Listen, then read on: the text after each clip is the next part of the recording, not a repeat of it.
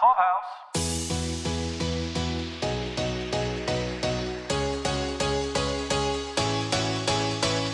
The beginning of Pod Clubhouse's 2025 festival and con coverage. This is going to be for the ATX Television Festival in Austin, Texas on May 29th through June 1st. All three members of Pod Clubhouse are going to be present and attending all the events, so let's get into it. This is Paul. This is Caroline. And this is Mike. All right. As I mentioned, this is in Austin, Texas. It's running from May 29th to June 1st. This is the 14th season. We've been going for like 10 years when the Gilmore Girls had their reunion, and that's really when the fest kind of kicked into high gear. They were very small before that. They always say it was only just a few hundred people and the organizers' parents. It was the TV camp back then. It's still camp in general, but still, it was much littler.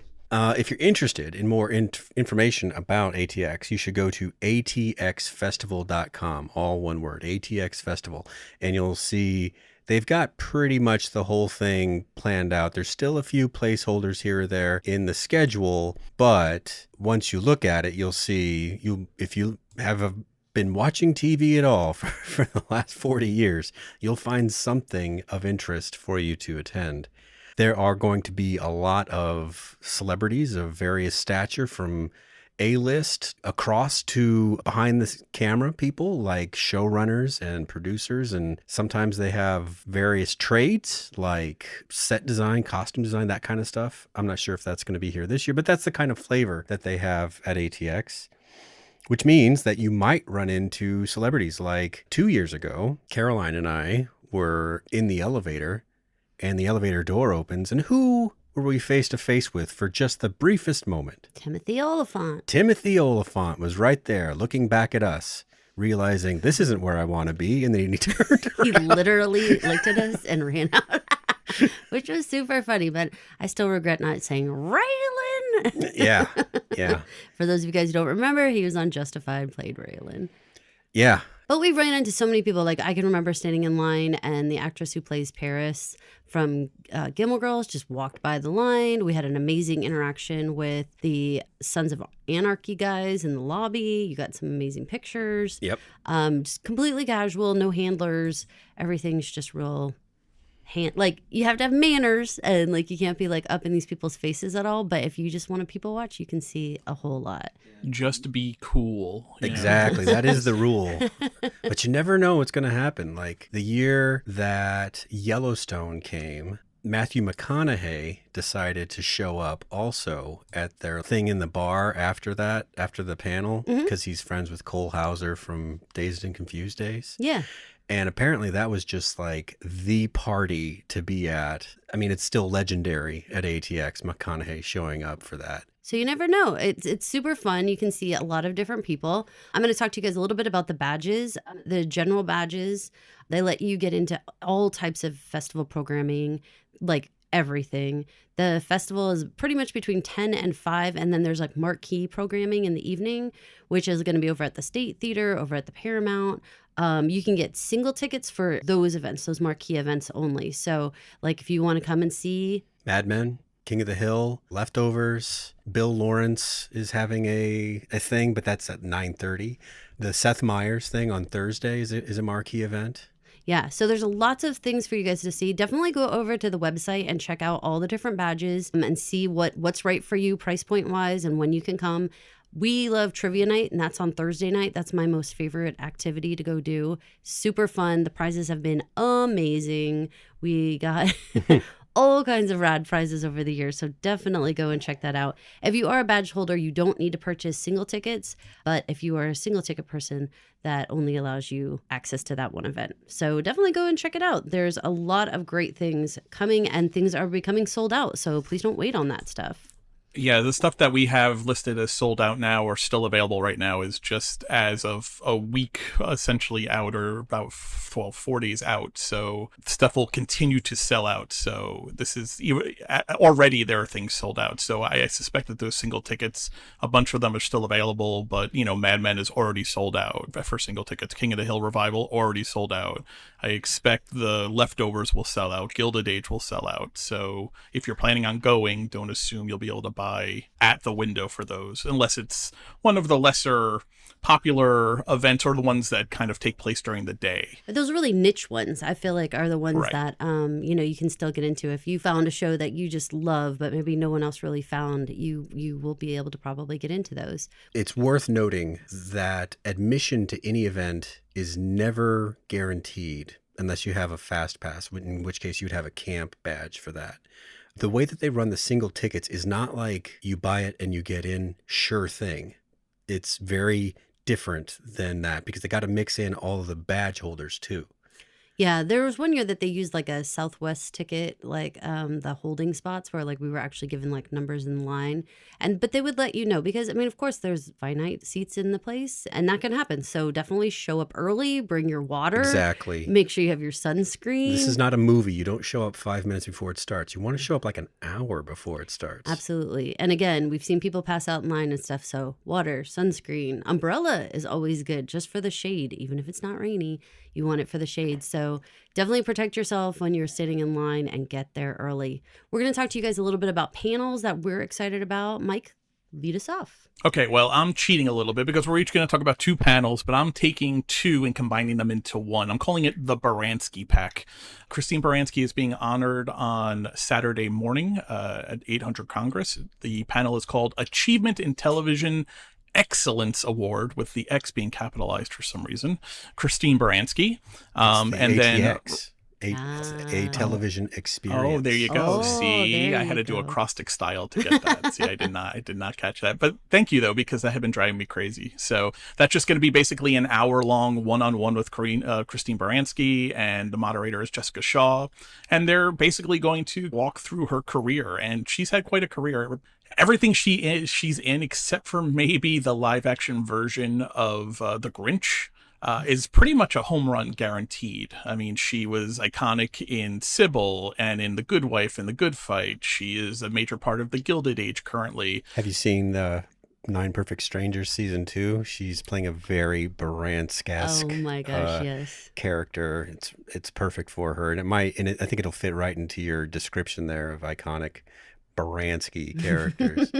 Yeah, she definitely has a style. I mean, you see her name and you already have an idea of what you're in for. She's for not. her. I couldn't picture her like as a poor person or like an uneducated person, Or like Right. a Amish person. That's what I'm thinking of. Right. Like she No. doesn't Sorta really like- give off Amish vibes, you know. So as soon as that, let's focus on her career is over. An hour later, we're heading over to the State Theater, and the Gilded Age, presented by HBO and Max, is getting a panel, an hour-long panel, to talk with Carrie Coon from the show, and Christine Baranski, and Morgan Spector, who plays George on the show, Carrie Coon's husband. And they're hopefully going to give us a sneak peek at season 3, which Caroline and I cover for Pod Clubhouse, and we'll be back with that. So that is very much of interest to me, because other than the Yellowstone prequels, the Gilded Age is pretty much the show I am typically most focused on throughout the year. So I'm excited just to hear from Carrie Coon, and also coming off of the White Lotus season, I feel like she's like a new Baranski, wherein she's working constantly. But she actually does a lot more varied roles, right? I mean, there's not really a typical Carrie Coon role. I feel like you could get her in a lot of different ways, other than maybe slightly off the beaten path. You know, if there's a road in front of you, I feel like Carrie Coon roles tend to go slightly to the left or to the right of the path. Yeah, I think so. She does definitely take on some challenging roles, certainly in The Leftovers. Did you see she was in like the recent Boston Strangler movie? No. Yeah, she was like a reporter or something like that, and during the period of the Boston Strangler was like very unusual for a woman reporter to exist. Huh. But she's a very Coon-esque character. Coon-esque. Yep.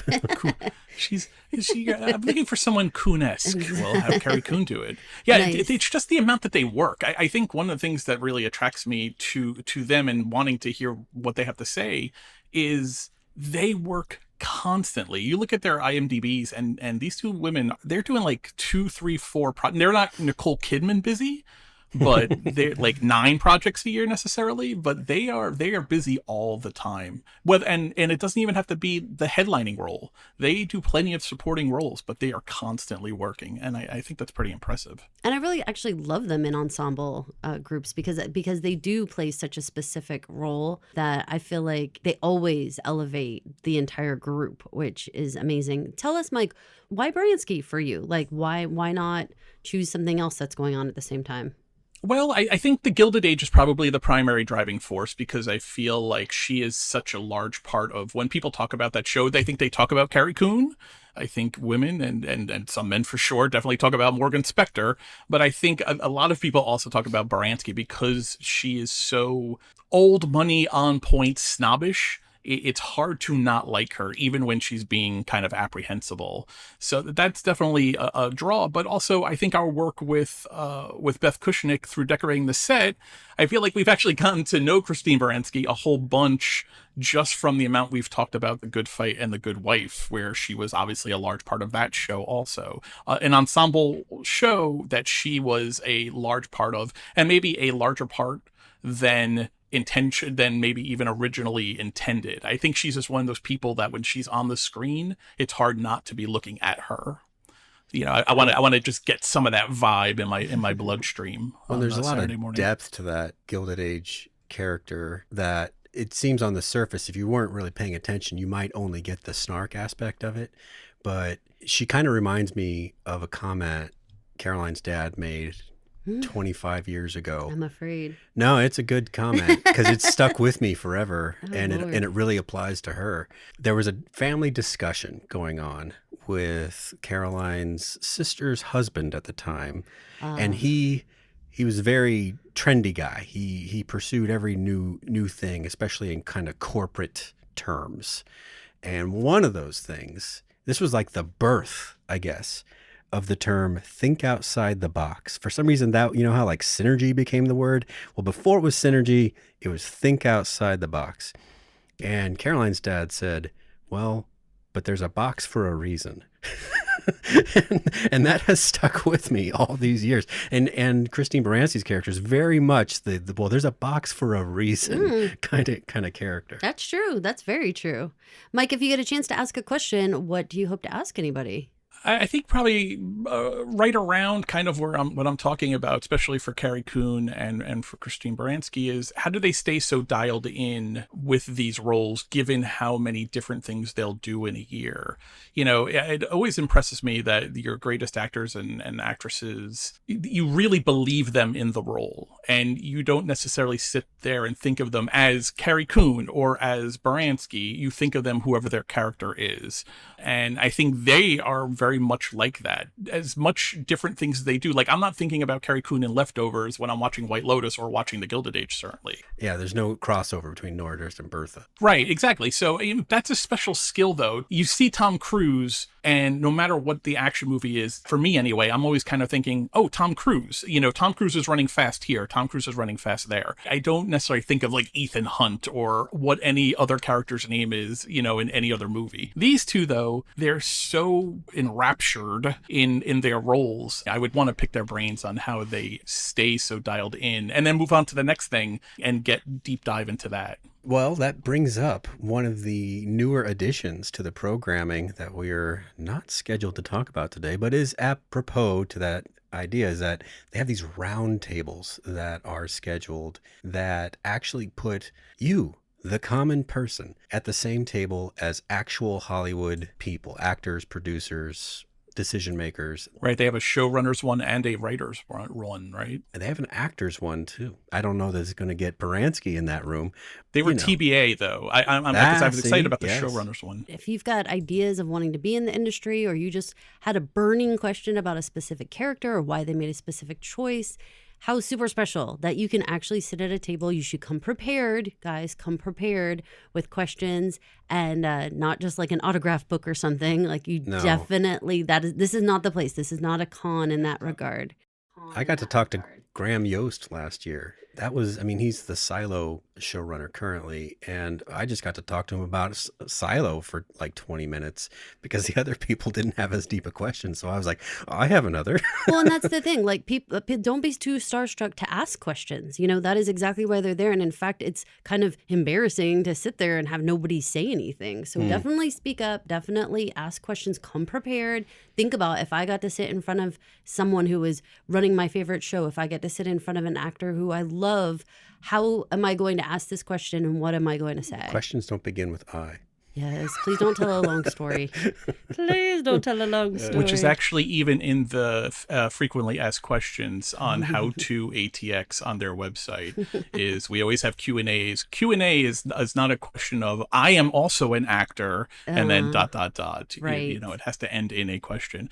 Just in case you want to hear all these roundtables, they fall under the micro programming. If you're going to be on the website looking at the colored schedule, the roundtable writers, there's actually 2 sessions of it. There's one on Saturday afternoon and one on Sunday afternoon. The actors one is Sunday afternoon. There's Roundtable Producers, which is Friday morning. All of them are still to be announced. So we don't know who's going to pop up. Given the amount of talent that's going to be walking around, I would guarantee it's going to be some really interesting people that they pull in, especially on the writers and on the actors, people that you'd want to pick their brain about how they do their craft. And there are people that are sort of like usual suspects when it comes to ATX. So like at the last minute, one of these actory panels, I can't remember which one, added Adrian Palicki and Matt Loria. So if you're a Friday Night Lights fan, Yeah. then Matt Loria is an ambassador, but he hasn't been at the festival in several years. And like we mentioned in last year's coverage, Adrian Palicki was there, but only for like an hour and then she took off. These last minute ads doesn't mean that it's not going to be someone pretty cool. How does this season for you guys feel like star-wise or big name-wise as compared to the last few years? Because I went last year in person for the first time,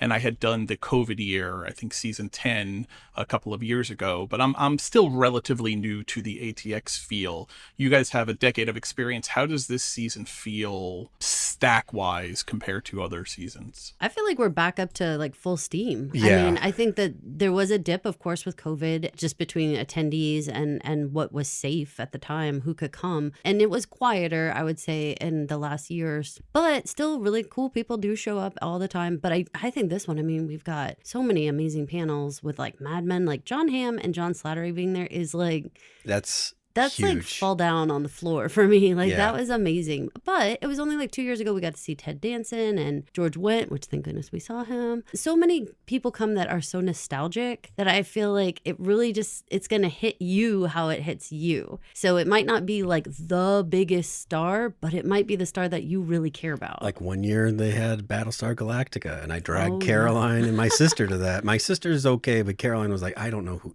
any of these yeah, but it people was are. still, I didn't know anybody and I still enjoyed myself completely. That's very telling. So you don't have to necessarily know all these stars. You don't even have to necessarily watch that show. Lots of times they do a screening beforehand and you get a chance to get a little taste of the show, you know, and they put these out in advance so you can go and watch the show a little bit before you go to the festival. That panel was so amazing, though. Did you watch Battlestar, Mike? I did. Well, the reboot, not the Yeah. 1970s version. Yeah. There was a moment when they were talking to the people that played Baltar and Six. I guess their very first scene together was one of their initial sex scenes. And so they hadn't really met each other totally yet. They were describing just how awkward it was and the fact that she was wearing like this like wet leather, like vinyl getup. And he said something to the crowd. He's like, I don't know if you've ever tried to get vinyl panties off someone, but they're a handful. He said it so smooth, but it was so funny. They're a handful. That guy is very smooth, though. He's just a smooth cat in any case. Caroline, I dragged you, I think, to *Halt and Catch Fire* last year, which I don't think you had watched. Right. It's a big show for me when it was airing. And so I was super psyched, but I walked out of there. I feel like anyone who, even if you hadn't watched the show and curious what you thought, something that you would take away and be like, oh, maybe I should go check that show out. I definitely did. I was intrigued. I had no idea what the show was about. They showed some really great clips. They gave little behind the scenes stories and stuff in a way that absolutely made me want to go watch the show. So that's the thing. Like, you could not have seen the show at all and still come away having had a really good time. Well, that's what happened with us. With our first year, we went, the very last thing we went to was the Leftovers panel prior to season 2. That was one of those cool things where the app updated that morning and said that they had added guests, and it was Chris Eccleston, Ann Dowd, and Carrie Coon. Now, Caroline and I didn't really know who Carrie Coon would become. Or even Ann Dowd. I didn't point. know who she was, really. But I saw Chris Eccleston, I saw Damon Lindelof, and I was like, I got to go see Doctor Who and the guy that ran Lost. And then all of a sudden we're like, all about this show. Yeah, it became like a massive like identity for us. We're like, did you watch The Leftovers? Did you watch The Leftovers? It launched the forerunner of Pod Clubhouse. It did. Daily review, 100%. It did. So yeah, I mean, if you look at it and say, man, I don't watch any of these shows, or if you're one of those people who say, I don't watch a lot of shows, there's a reason why these shows were picked. Okay, so they're not just like completely random shows. There's a reason. There's something about these shows, all of them across the board, that is probably going to resonate with you or make you think in some way or challenge your thinking in some way. I enjoy all of it. But I have to tell you a panel that I'm really looking forward to because it is so nostalgic for me. Lay it on me. Oh my gosh. Okay, so the Golden Girls 40th anniversary script reading and conversation presented by Hulu is going to be on Sunday, June 1st at 1:30 in the Paramount Theater. I am super excited. I am a massive Golden Girls fan. I have watched it since I was in like middle school, I think. I just love it. Some of the script readings they do just like in a basic ballroom where they have just like a table and different actors reading different roles. But they've really amped this idea up where now they are utilizing the stage at the Paramount Theater. They tend to sort of more act it out. They have Constance Zimmer is going to play Dorothy, Carrie Preston's Blanche, Yvette Nicole Brown is playing Rose, Pamela Adlon is playing Sophia, Nathan Lee Graham is Coco. If you are an avid fan, this is going to be,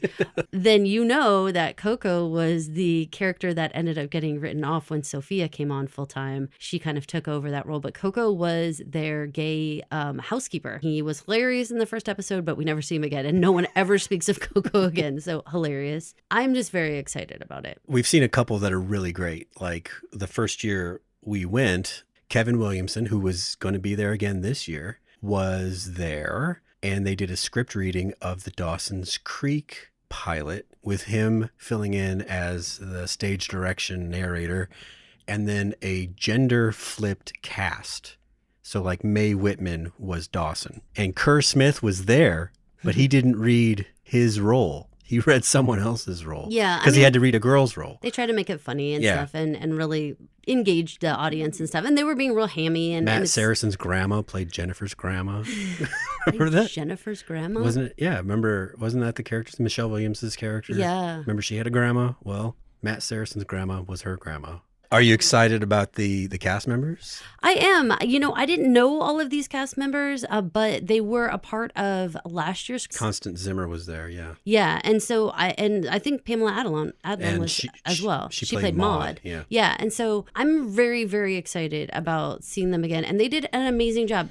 Some of those lines are so punchy, and they hit it like just right. My little soul's like a guitar, and it like strummed my guitar, and so I loved it. It like hit me so hard. If you're sitting there wondering who Pamela Adlon is, think Bobby Hill. And now you know who Pamela Adlon She's the is. voice. So it's sort of like whenever you hear Frank Oz speak and you hear a little bit of Fozzie Bear and a little bit of Miss Piggy all mixed into one voice. Well, it's kind of like that with her. There's a little bit of Bobby Hill reading Maud's part, which is hilarious. Last year it was at the Austin City Limits where they did the Norman Lear reading for Maud, and they did the Good Times episode. And they picked 2 classic episodes. So I'm excited if they do the Golden Girls. This is definitely the pilot. Coco's not in any other one, so it's definitely the pilot. That's kind of amazing though, because even if you've watched the show, and I used to watch the show sitting literally at my grandmother's feet. It was like one of her favorites. Like, I know I saw the pilot, but I don't know that I've seen that pilot probably in 40 years. So well, if I'm sitting by you, I will probably say all the lines as they say it. because very I funny. know all of their episodes so well.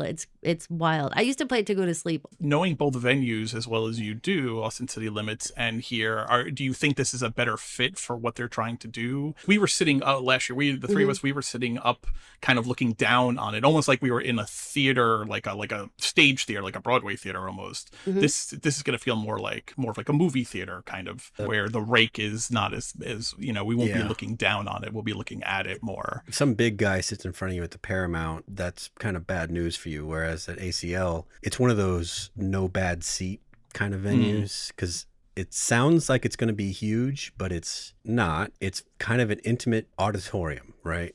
But you're right there. Every seat is like right up on the stage, it feels like. Whereas Paramount, not so much. I'm more familiar with Paramount, so I'm excited, and it's actually a lot closer to the other panels, so I'm excited to not have to go as far. That's true. That's really nice because it's literally like 2 doors down from. I don't think they actually hotels. have anything at Austin City Limits this year. I think they seem to have made an attempt to really localize all of the venue items this year. It was kind of a It's very hike. helpful. It's very helpful to especially with the have heat. things close. Not just the heat, but like also just scheduling. I mean, for us as press, we're like running a little bit to cover as much as we can. So if we have to go a further distance, and it's like, I mean, it is a large music venue in terms of a music venue, right? It's large by a music venue's measurements, yeah. right? Yeah. I mean, just even the going up and down the ramps and the stairs and everything to get to your It's seats. stairs. And Remember, you all that walk kind of like a stuff. half a mile, and then it's like 5 flights of I stairs. remember. to I get up. definitely remember. And so, by Sunday, our feet are going to be tired and we're going to be really happy to just go a couple doors down. So I will exchange anything having to do with seats and someone sitting in front of me for being quicker and easier to get to. And you guys, what I always love is it's always dark and cold, and they have refreshments like a concession stand that's right there.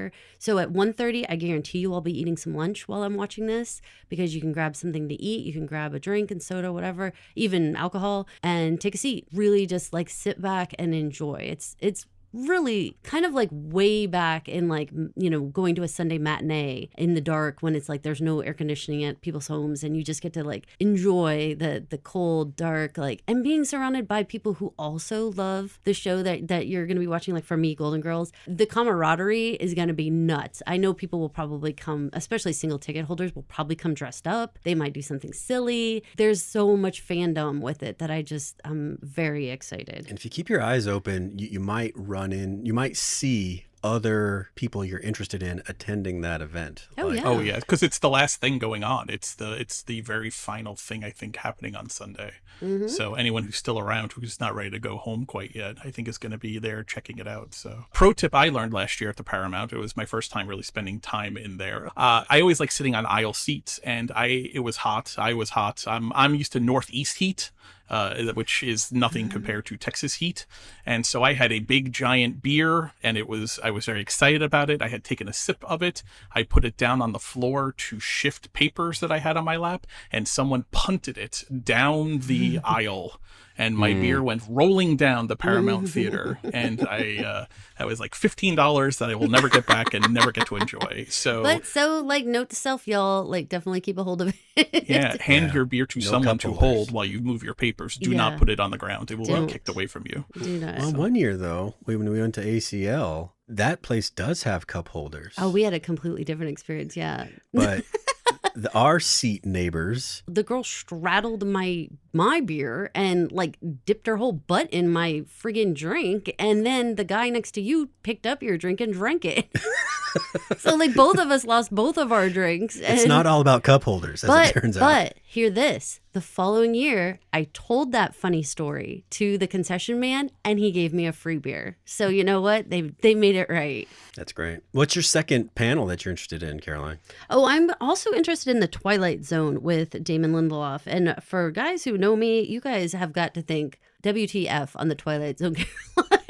You're scared of everything. Why do I care about this one so Why much, do guys? you? We've never really sat down and watched The Twilight Zone together. So what's piqued your interest on this? It is 100% because of Damon Lindelof. I mean, he is our showrunner for Watchmen, for The Leftovers, for, of course, Lost. I mean, that is what you guys, a long time ago, before we ever even knew anything about podcasting, before podcasting even existed, we would gather in the living room of friends and watch each episode of Lost as it came out and sit around like a book club and talk about what we saw, what we thought, what happened, what was going to happen next. Damon has done that for me with every show that he has been involved with. There's always something to think about, always something to analyze. And of course, as podcasters, I mean, that's like dream material. That is my big reason for wanting to go. You know, he's also running the upcoming Green Lantern series with Kyle Chandler. Huh. Well, Yeah. Kyle Chandler, hubba hubba.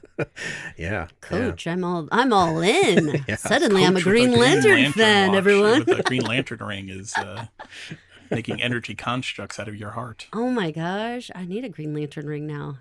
Yes, that would be amazing. No, Lindelof is a draw. I think he's actually doing a couple of different panels over the weekend. I think he's definitely, I think, in the showrunner, State of the Union showrunner panel. So there's going to be a bunch of Lindelof, and you never know. That means that maybe we get a Lindelof sighting during the weekend. He's so approachable. Yeah, we've talked to him many times. I've talked to him. First of all, we have pictures with him over Twice, many years. No, I have at least 3 years of pictures with him at least. He signed my National Geographic. If you guys watch The Leftovers, National Geographic plays in heavily in one of the seasons, and we found that National Geographic at a garage sale, and we brought it along, and he like held it up over his head. He showed all the other actors. They were like oohing and awing. I will definitely be bringing my National Geographic. Yeah, we're missing a just couple. in case somebody Yeah. shows up that I want. I don't think I have Carrie Coon. Nope. So I would love to get her, but amazing. And I really enjoy his panels because he talks very frankly.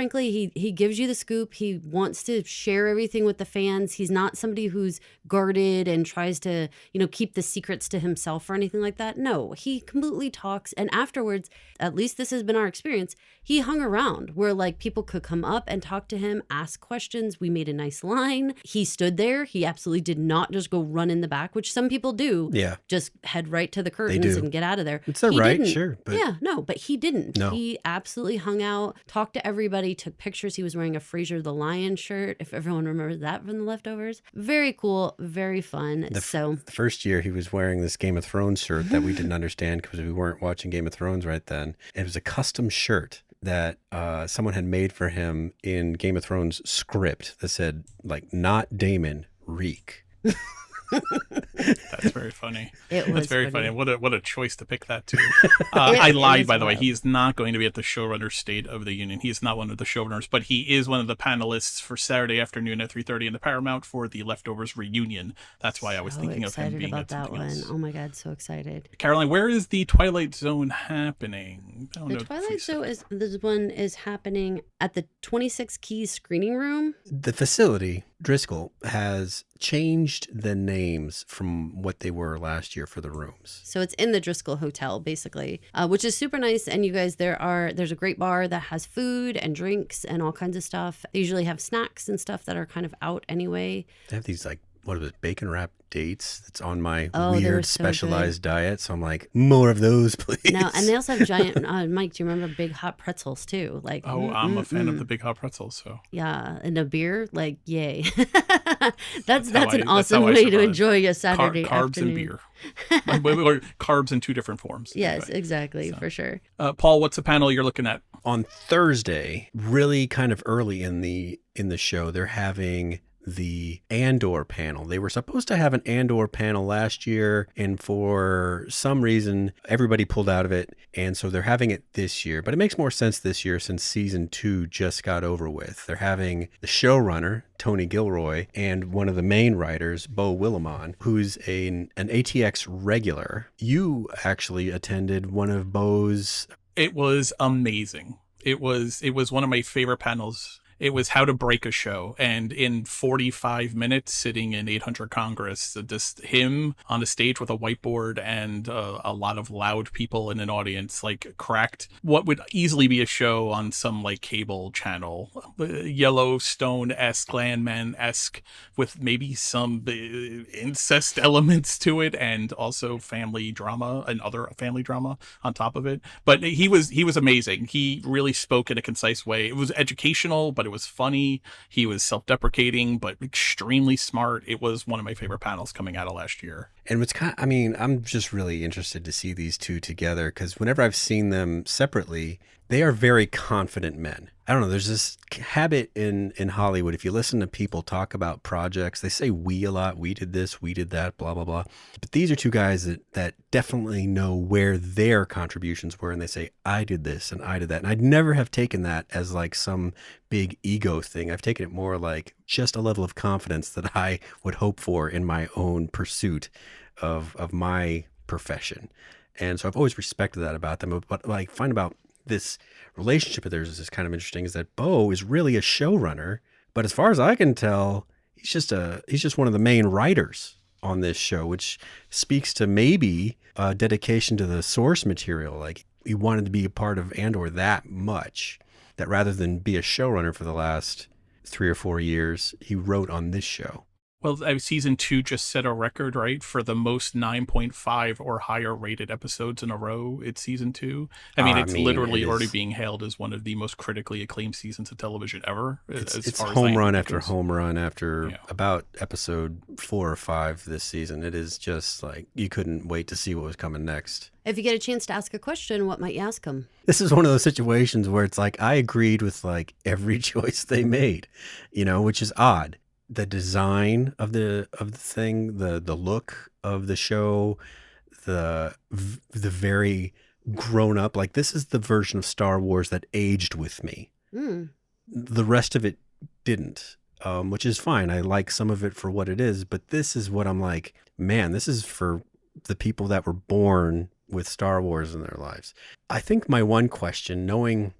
See, Tony Gilroy has like a weird relationship with Star Wars. He was brought in to save Rogue One, a movie in 2016, in like the edit. And they wound up doing some reshoots at his writing and his request. And then fast forward a couple years, Disney Plus announces that they're going to do Andor. And then quietly behind the scenes, they are on the verge of shelving it because they can't get what they want out of the existing team. So they go back to Tony Gilroy and say, can you take a look at it? And then he does, and he turns in this.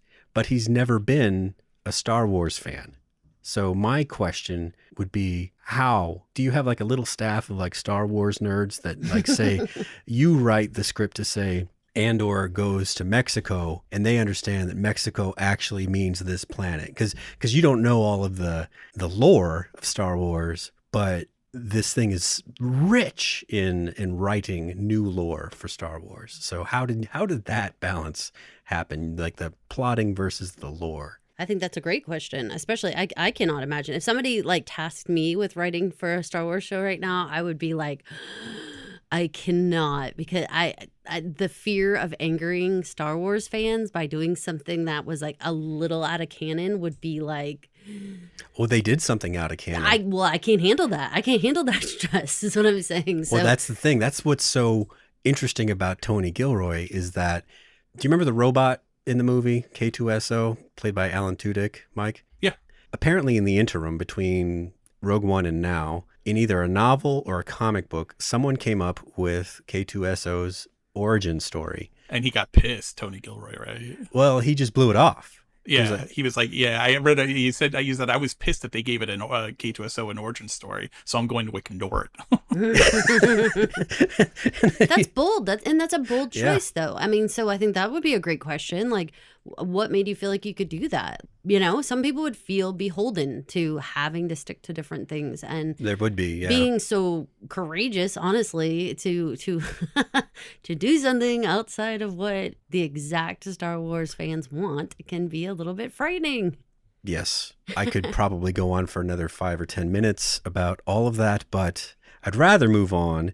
Yeah, let's talk about our last panel. What's your last panel pick, Paul? This is what drew me, the hairs on the back of my neck and my ears perked up, was when they announced that John Hamm would be attending as part of a Mad Men retrospective. And then a few weeks later, they add John Slattery. And then they announced Noah Hawley as the moderator for their talk. That's just home run after home run after home run of people. Isn't it? I just want to bathe in whatever they're going to be talking about, because I think those are a couple of charismatic guys that are just going to leave the crowd just stunned and oohing and awing, that so much charm could be held inside just one person. John Hamm, quite a Baranski or Kuhn-esque figure himself with how much he works. Yeah. And he is, I think he's really seized this role as a funny person in the years since Mad Men, which I think his whole reputation then was just suave, sexy, charming, literally charm the pants off of you. And I think since then he's really turned into, I'm actually quite funny. Yes, I am attractive, but I'm actually kind of a goof. It should be illegal for one person to have as many qualities as he does. Well, and if you're a Gilmore Girls fan, I mean, he was on even Gilmore Girls. So, I mean, there's a lot of John Hamm to go around on these different shows that we all love.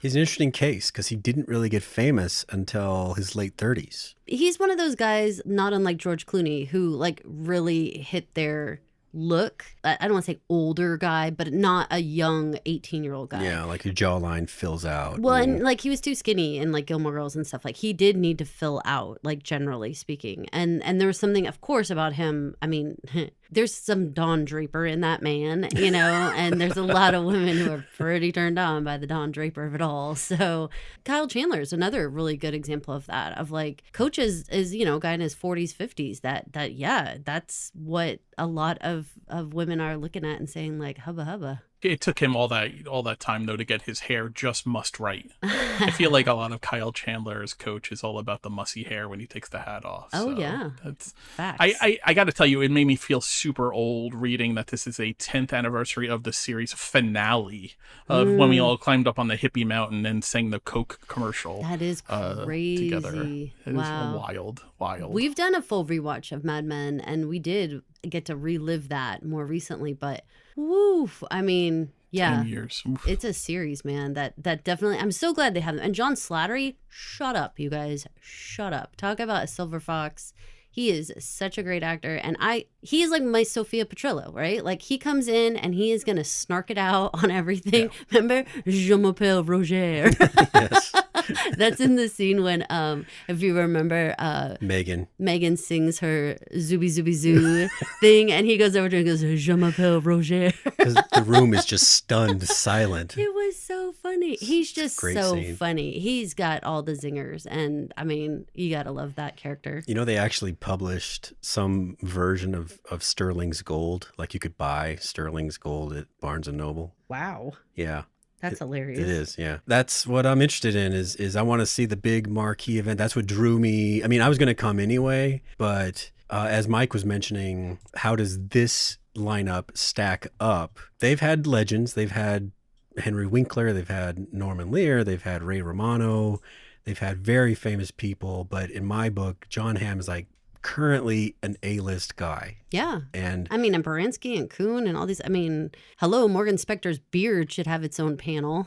Here's a block. Here is Paramount Theater beginning at 3:30 on Saturday. You have The Leftovers reunion with Lindelof, Tom Perrotta, who's the co-creator, who wrote the book, Mimi Leader, who was an EP on the show, Kuhn, Amy Brenneman, Kevin Carroll. All right, 3:30.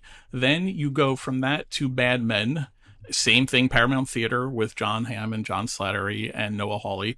Then you get a couple hours off, go have dinner, you come back, 9:30 that night, 9:30 to 10:45, Bill Lawrence and Friends. And it's not just like friends you've never heard of. It's Brett Goldstein and Zach Braff. That is 7 hours of just being in the Paramount Theater that you can't match anywhere else. And I mean, the other famous people are going to show up and watch some of those. I bet you might not, they may be in the balconies or something, but if you look around, you'll never know who might just show up, like James Marsden did unannounced for the Westworld year. That was amazing. He just like came into the back of the theater and then just walked down, he projected his voice and just started like, not yelling's not the right thing, but talking loudly to the panel, and then just like walked right up onto the stage, and it was like, oh my God. I think he said, but is there going to be Teddy? Yeah. Oh, Teddy. Yeah. And we haven't even touched upon the fact that David E. Kelley is being honored with a showrunner award. Landman is being honored with their first ever Texas Made Award. Billy Bob Thornton's going to be there. Yeah. Shut up, Billy Bob Thornton, you guys. And again, which Matthew McConaughey, because he's involved in the whole Texas Made campaign. There's and he's a a local, feeling, and he's involved in the Taylor Sheridan universe so good call. I wouldn't be surprised if he pops in. And you have Kevin Williamson being honored 2 different times because he's got a new show to promote, and they're also doing a career retrospective for him. There's so much we haven't even mentioned. Yeah, just out of these, a King of the Hill fan, you got Bill Lawrence coming, and the revival. And the revival, and a revival barbecue.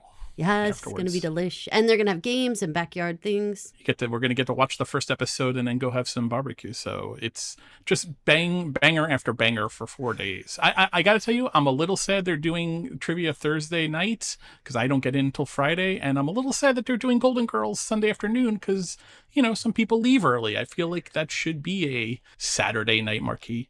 I think they're trying to put things that get you to come a little bit earlier and get you to stay a little later. I guess. I mean, Andor being so early on Thursday for sure.